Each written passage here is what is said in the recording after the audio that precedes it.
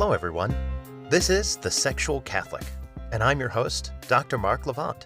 If you're interested in broadening your understanding of sexuality and/or the sexuality-Catholicism connection, you're in the right place. Thanks for being here today. Let's get into the episode.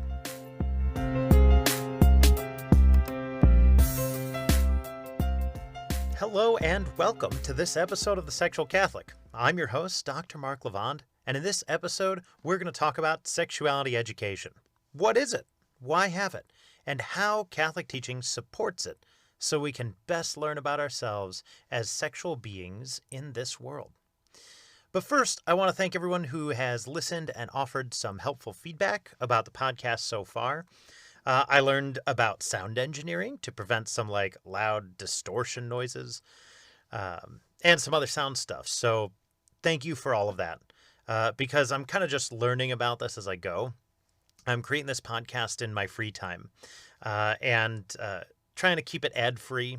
So all the support and feedback and things that you all help me with is really, really helpful.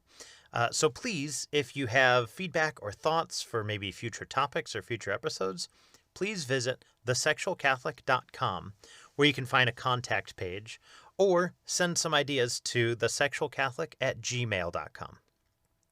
Okay, so sexuality education. Why talk about this? Well, education is important to our sexual well-being and making fruitful, healthy, conscientious sexual decisions. We'll have a whole episode on sexual decision-making later on. But for now, let's just say that you need to learn about sexuality in order to make the best sexual decisions for you. That's not the only thing, but it is a really, really important one. Today, we're going to look at sexual well-being, often called sexual health in the literature, and the Catholic theology around it. And we're going to break this episode down into three major pieces. First, we're going to explore what the Church says about bodies and health. Second, we're going to look at what the Church says about education. And then the third part, we'll look at some core teachings that support sexuality education. A lot of people might say, well, Mark, the Church can't support comprehensive sexuality education, and that is not exactly right. And we'll look at that later on in this episode. So let's jump right in.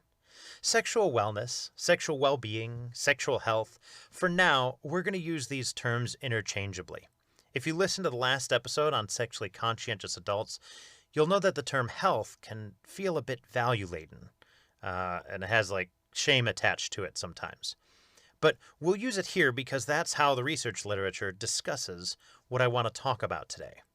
And that is being aware of things related to our sexuality that encompass taking care of ourselves.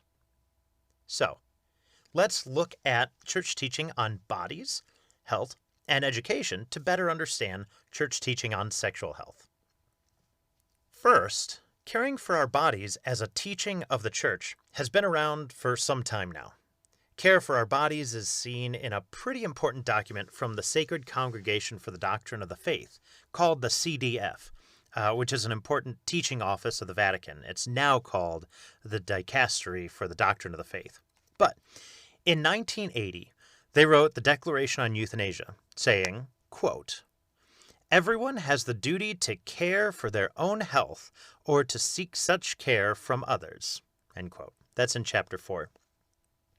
We also see the American Catholic bishops in 1981 wrote a letter called Health and Healthcare. And they note two things about health that are pertinent to our conversation today.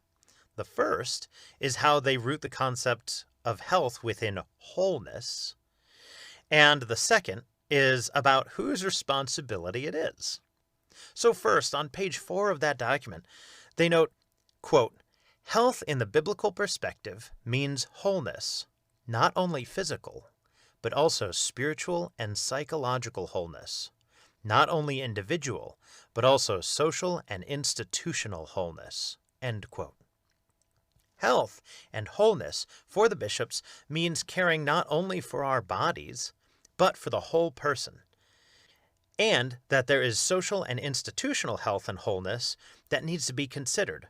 The wellness of our society and our institutions should be taken into account. We have a role in maintaining the health of our institutions. Then on page 6, the bishops identify whose responsibility it is, saying, quote, "Health has to do with more than strictly medical concerns. The restoration of health or maintenance of good health are not solely the responsibility of medical professionals. We all bear a responsibility in this regard, both as individuals and as members of larger social and religious institutions." End quote. We are not only charged with caring for our own health and the health of others, but we are all charged with forming and reforming institutions into places where health, and in this case, sexual health, is promoted and offers care for all. See, Catholicism has a tradition of supporting health and healthcare. This means people taking care of their bodies, as well as professionals and institutions taking care of others. This is one of the reasons I actually do what I do. Not only to provide sexual health information so people can take care of themselves, but also to help institutions get better at supporting people around matters of sexuality. One very important and fundamental way of doing that is through comprehensive sexuality education. But Mark, one might say, the Church does not promote comprehensive sexuality education. And they would be somewhat right. The words comprehensive sexuality education doesn't often show up in church documents. In fact, sometimes in the news, Catholicism and comprehensive sexuality education might show up at odds with one another, like the recent statements of the Zambia Conference of Catholic Bishops. But the principles of comprehensive sexuality education are more supported in Catholic theology than most people think. To connect these dots, let's take a look at the Catholic teaching on education.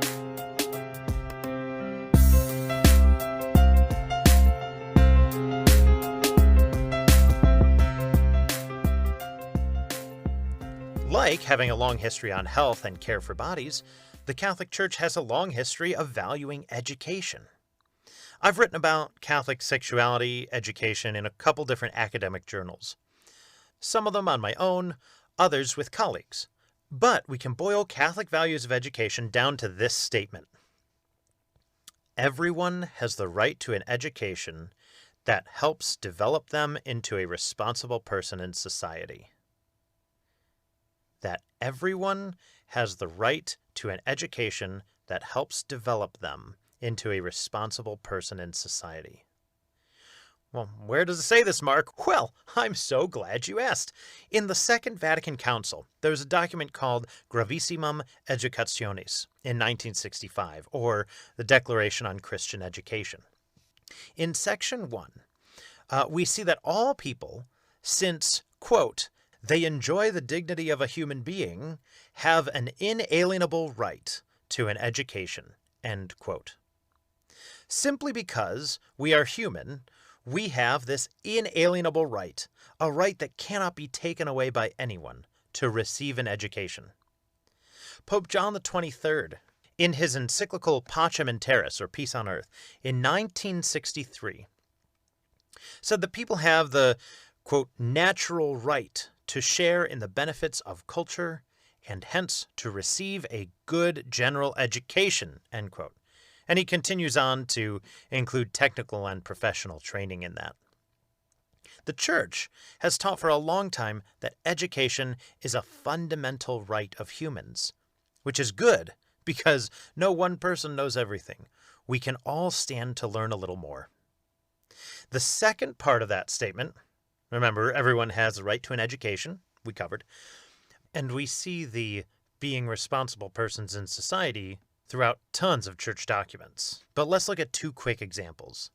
First, in Gravissimum Educationis, in Section 10, it discusses education as having the influence of furthering students of these institutions into people who are, quote, truly outstanding in their training, ready to undertake weighty responsibilities in society, and witness to the faith in the world, end quote. Regarding sexuality, if we are not educated about the most recent concepts that have to do with this fundamental aspect of being human, people are left unprepared to undertake those quote-unquote weighty responsibilities in society. We produce members of society who are not equipped to deal with concepts of sexuality on the societal, institutional, and even personal levels. We also see this in Pope Paul VI's 1967 encyclical Populorum Progressio, or On the Development of Peoples, paragraph 17, where it says, quote, "It is not just certain individuals, but all who are called to further the development of human society as a whole," end quote. All of us, every single one of us, are called to contribute to further the development of the human society. We also see that John Paul II in Ex Corde Ecclesiae, which is translated From the Heart of the Church, which is a document on Catholic universities. In paragraph 20, it says that, quote, "The entire educational process be directed towards the whole development of the person," end quote. And what concerns us today is a specific part of that whole: education about sexuality.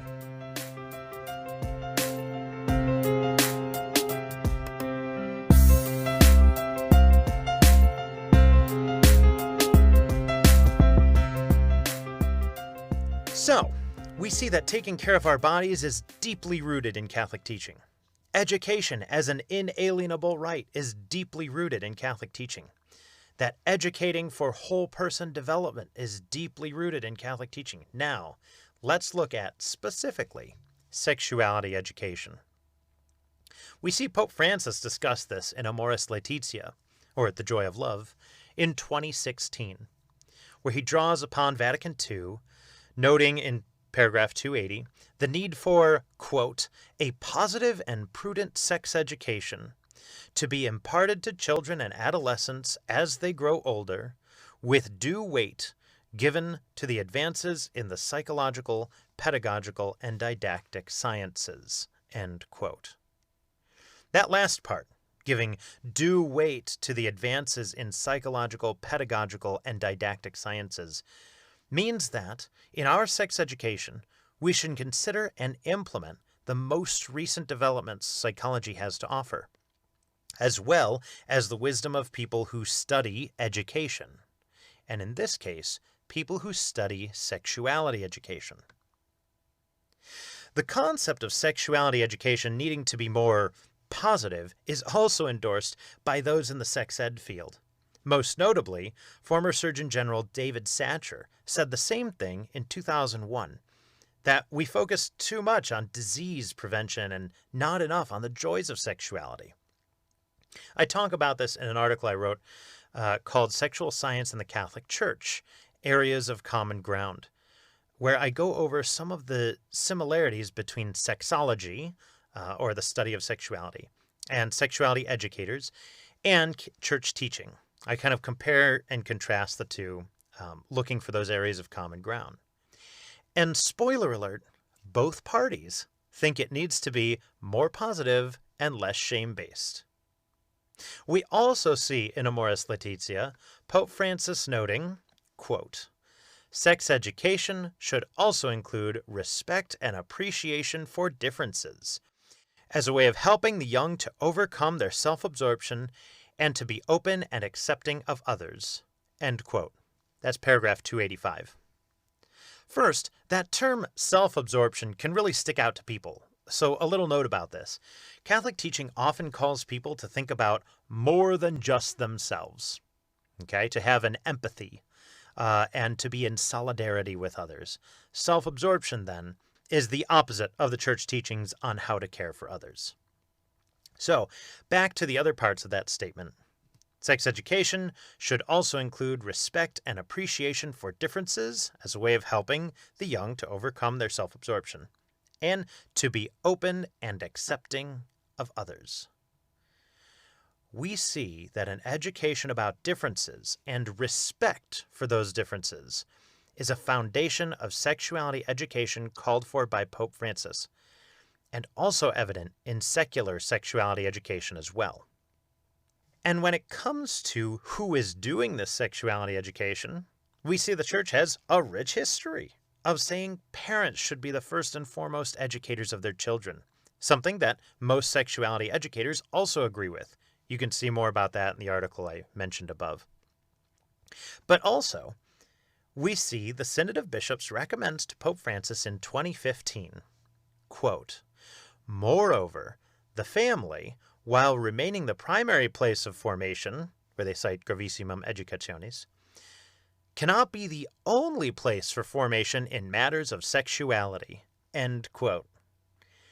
Because some parents are not adequately prepared, and we know this from years of bad sex education in the United States. We can't expect parents to be good educators about sexuality when they themselves didn't receive good sex ed.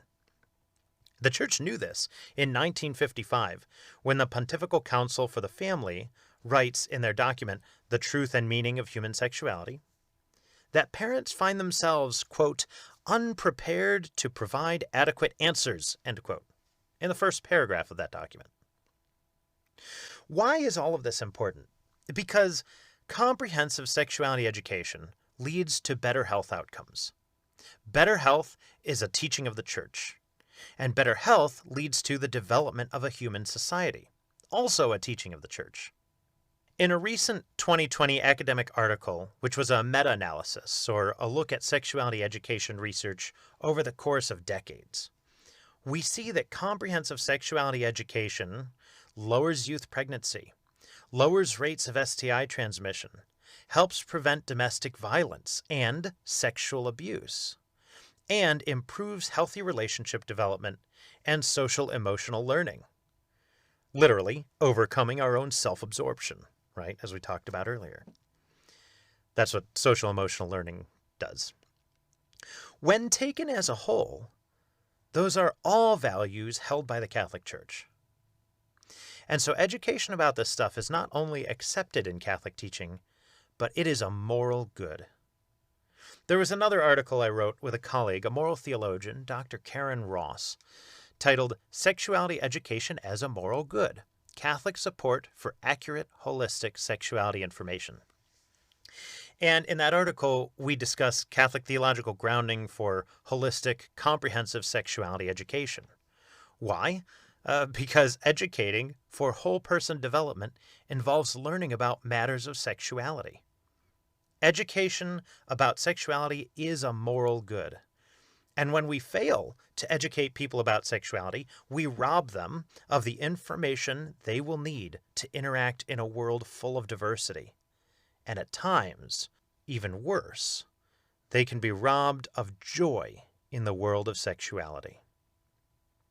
It's not only Karen and I who think this, but a good number of people are trying to change the way Catholic sexuality education happens. Some of us write theological articles about it, creating a theoretical foundation for future work.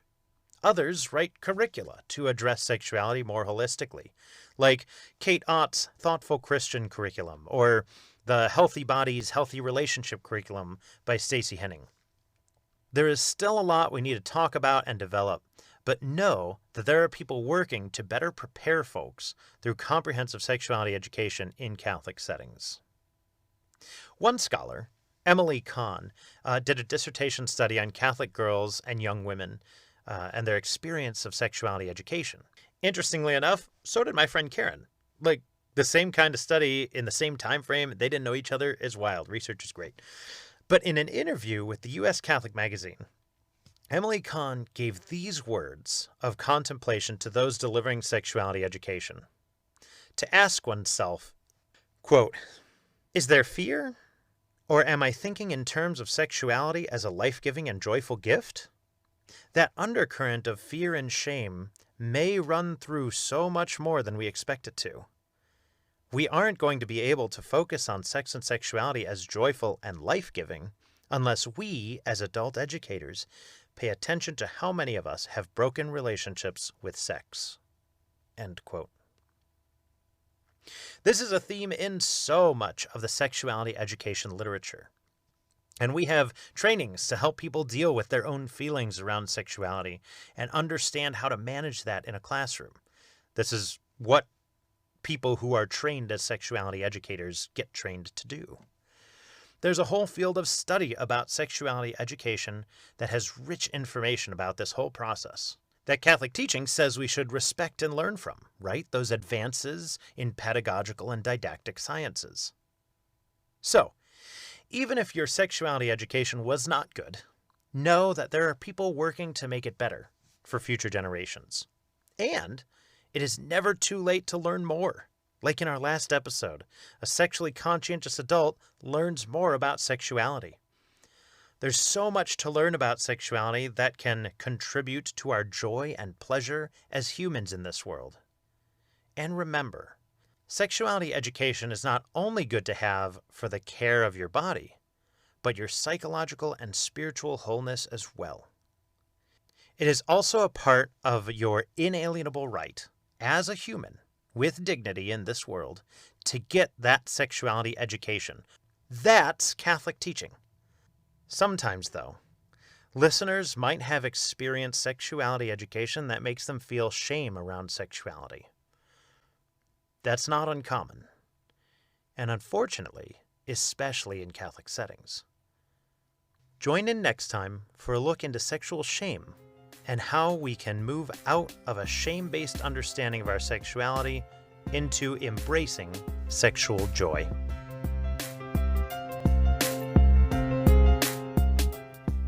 Thank you all for listening to this episode.